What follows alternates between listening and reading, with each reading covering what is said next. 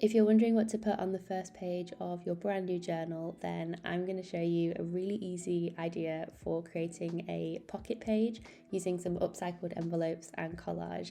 I'm using my new junk journal. This is for Junk Journal January 2024. I'm so excited for the first day's prompt, which is resolutions. Hey, it's Meg. Welcome back to my channel. Today is the first day of the Junk Journal January 2024 challenge, which is a daily prompt challenge throughout the month of January that I'm hosting with the lovely folks over at Get Messy. And we've got different creators each day sharing their work in the collaboration. There's loads of fun stuff going on, so if you want to get involved, I'll leave all the information linked down below because it's not too late. So today I am doing day one in my journal for the prompt of resolutions. So as I said at the beginning, I want to do this pocket page, which I'm kind of calling a bit of a pocket of potential, because it's a way to kind of include some notes on, resolutions or intentions for the year ahead, but you can also use it just if you're starting a new journal at any point in the year and you just want to have some place to include maybe things that you might want to work on throughout the journal, or notes on what you want to achieve with it. So first you'll want to choose the envelope that you're going to create for this page. I'm using a glassine bag here, but you could also use, brown paper envelopes, junk mail envelopes, anything like that. I've just picked this one because it is smaller than my journal page itself, so I couldn't use an envelope that was too large for this. And I think one of the good things about creating this is that you can collage on the envelope before it's stuck in your journal. So if you are really feeling that pressure of the first page, you're not like creating directly onto it at first. So you can kind of create separately and then add it onto your journal page. So if you decide that you don't like the one that you've created, then you can obviously start again. So it's a real low pressure way to get started with creating your journal page for the challenge. And I'm just choosing some neutral collage pages here, some book papers, some leftover scrap papers from a project I was working on. I really love those beautiful florals there. So what I'm doing is adding my elements down here for a neutral base, and I'm not gluing them down straight away either. I do like to kind of arrange them and see how they might look, because sometimes I will, switch them up, and you can see here I work things like underneath and create those layers. So once I'm happy with the composition of the different papers, I'm then going to glue them down. But you'll notice what I was also doing was doing that with the envelope on top of my journal, and that was just so that I could visually see how it was going to actually look in the journal. So even though it's not glued on top of it, I could just see how the composition might work. So I'm also adding these on one side of the envelope, so creating more of a collage cluster.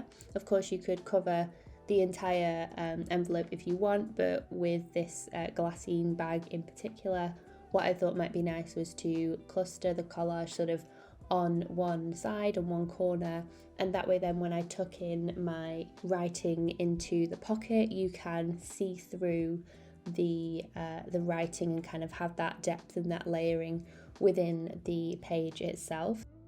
The next thing I wanted to add to this collage was some of my faux washi strips that I made. So I'm just looking through here and seeing which colours and patterns match the ones that I've got on the collage cluster already. So I was looking for something that maybe gave a little bit of contrast but wasn't completely weird. I wanted it to sort of blend in as if I had made it on the page. So I just cut off a strip there, as you can see, one that's fairly neutral, and then I overlapped it so that it was sort of hanging half and half on the collage, because with it being on the tracing paper base, you do have that translucency effect. And I'm just using my glue stick to fix all these down. I'm always asked which one that I use. It's just a Pritt Stick glue stick, nothing fancy, and I find that it always works for me. Okay, so next up is adding some imagery. In my case, that means adding lots of florals to the page. So I'm looking through some of the florals I'd already picked out for the challenge, And then I came across that I had picked out the word January. So this was literally just from a secondhand book that I'd got at a charity shop, and there was like a monthly sort of chapters, and it had January in this nice text. So I thought that it would be really nice to cut this out and actually use it as a feature on this pocket itself, seeing as it's for the month ahead. So I decided to use that as some nice contrast. I think that the text works really nicely against all of the neutrals, and I'm just adding in here this little scrap of, I think it's wrapping paper. I can't even remember where I got it. It's one of those things where, you know, you just have loads of different scraps and you can't even remember where you even got them from. It feels like you've just always had them. So I'm adding some of that just for some more interest on the side of the tag, and then gluing down the January here. I think I just like it because it's nice and crisp, like the black and white against the neutrals. I think it really pops against the page, and also the text being that serif, I think it's called, it just works really well with the page, I think. So now I want to add my pocket to the page itself. Okay, so now I'm going to add my envelope pocket to the page itself, and because everything was quite like plain, I wanted to have something to anchor it onto, almost to add a bit more interest and some depth, some contrast on the page.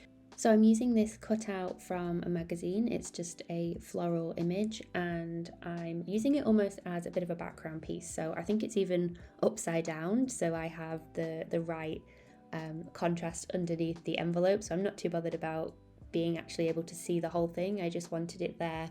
You can see it kind of lifts it a little bit and gives that depth to the page. It's just that contrast, I think, that works quite well. So you can definitely add things sort of underneath your envelope when you glue it to the page as well, to lift it up from the page a little bit. So now I wanted to add some fussy cutting, because I love adding fussy cut anything to my journal pages, and I have this illustration here. Again, it's pink, it's floral. I feel like that's just what goes in my journals. So for this page, I really wanted it to also just be a reflection of all the things that I like, which I think is a really nice way of framing your intentions and resolutions for the year ahead, is to just create like a really nice page that is full of all the different things that you like. So I'm just cutting this out very carefully with my scissors here. It is a bit fiddly. I know some people don't like fussy cutting, but I feel like the payoff is always really worth it. So you can see here I'm just sort of testing where I want it on the page itself, and again the contrast. So I have this brown paper wrapping that was from Christmas, I believe, and I'm just using the grid side, you know, where they have it so you can obviously cut the paper in a straight line. I'm just using that side, and I'm putting it underneath my floral image here so that it pops off the page and has, like I said, that contrast on the page. And I ended up gluing it hanging off the page, so the page I was working on wasn't like the full width of the journal itself, and when it came to trimming the brown paper, I decided to actually just leave it, because I really like the look of uneven pages and the ripped and torn edges.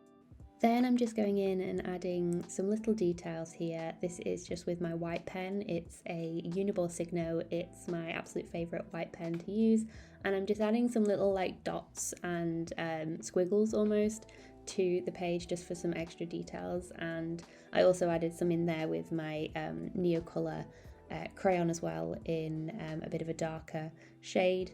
And then I thought, whilst I'm on the thing of just adding all of the details to this page, I decided to add some stitching as well. Now I love adding stitching to my pages.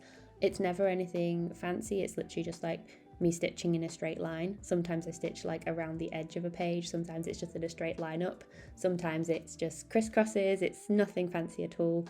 I am by no means an embroidery expert, but it's just a lovely tactile textural element that you can add to your page. You don't need like to be really skilled at anything, as long as you've got some thread and a needle. This is just a regular needle that you'd get from a sewing kit, again nothing fancy at all.